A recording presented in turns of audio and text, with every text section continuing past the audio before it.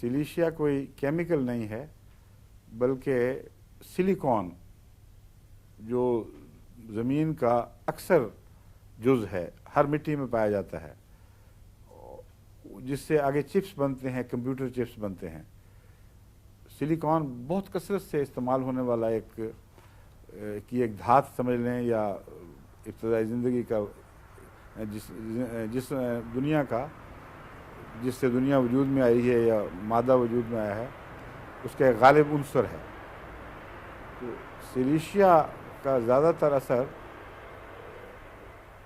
ऐसी शक्ल में होता है कि ये बैरूनी हमले के ख़िलाफ़ एक मुस्तैद निगरान और मुहाफ़िज़ है।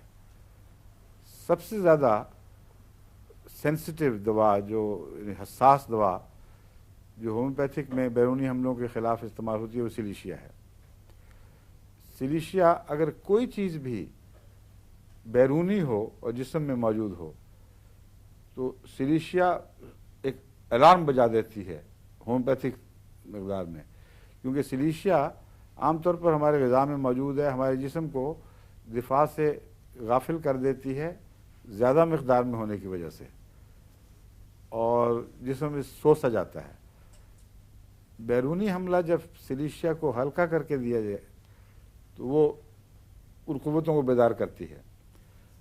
और इसमें बैरूनी हमले की कोई मुअय्यन तायीन नहीं है। जरासीम हो, वायरस हो, कोई हड्डी का टुकड़ा फंसा हुआ हो, कांटा चुभा हुआ हो, कोई बुलेट हो जिस्म के अंदर, शीशे का टुकड़ा चला जाए, इन सब पर सिलिशिया का असर मौजूद है।